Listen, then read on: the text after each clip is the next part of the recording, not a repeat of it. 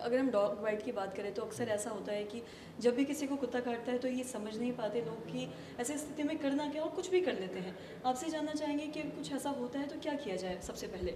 देखिए, सबसे पहले तो जो डॉग बाइट का जो होता है, उसमें सबसे इम्पोर्टेंट ये है कि जैसे ही डॉग बाइट करे, उसको एक फ्रेश वाटर से वाटर सप्लाई में जा कर के अच्छे से उसको साफ़ करना है एंटीसेप्टिक साबुन के साथ। और उसके बाद चाहे वो कुत्ता घर का हो, बाहर का हो, जैसे भी हो, उसको टेडवैक का इंजेक्शन ज़रूर लेना है।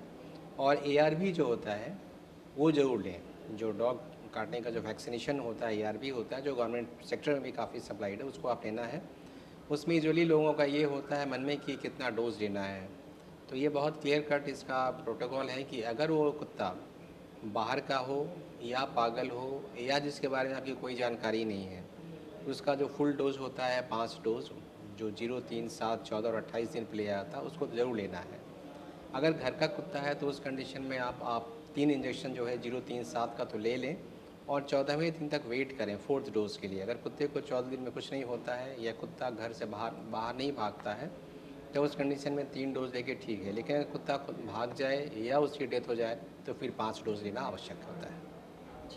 और साथ ही इससे क्या शरीर पे भी कोई हानि पहुँचता है अगर ऐसा कुछ होता है, या फिर कई बार लोगों का हाथ भी सूज जाता है, स्वेलन आ जाता है, तो ये क्या?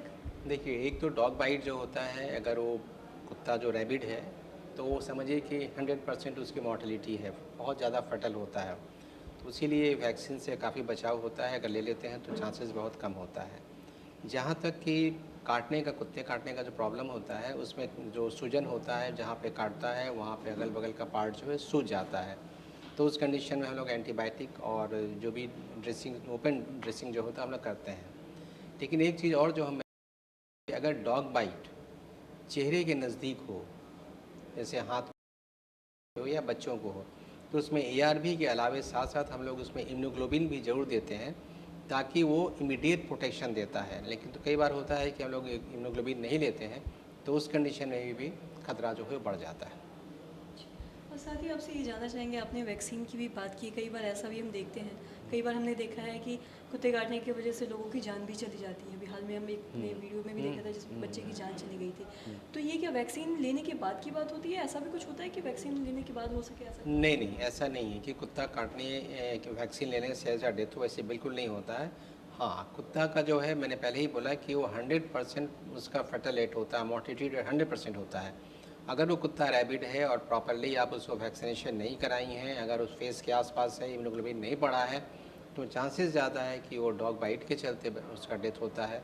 वैक्सीन के चलते कोई डेथ रिपोर्टेड ऐसा नहीं है। तो क्या ये जान जाने के जो चांसेस है ये क्यों बढ़ जाते हैं, मैं आपसे जानना चाहूँगी? हम कई बार ऐसे केसेस हाँ, देखते हैं। इसके पीछे कारण ये होता है कि जो डॉग बाइट करता है, वो जब बाइट के समय जो वायरस होता है वो चला जाता है, जो आदमी का जो मतलब नर्व्स के थ्रू वो ब्रेन में जाता है। और जब ब्रेन में पहुंच जाता है तो उस कंडीशन में बहुत ही सीवियर उसमें इन्फ्लामेशन होता है और उसके चलते जो वो है वो डेथ हो जाती है। तो वो बहुत ही फैटल है। अब तो काफ़ी वैक्सीन होने के चलते बहुत ही रेयर कंडीशन में ऐसे केसेस मिलते हैं, लेकिन पहले ये काफ़ी केसेस हुआ करते थे।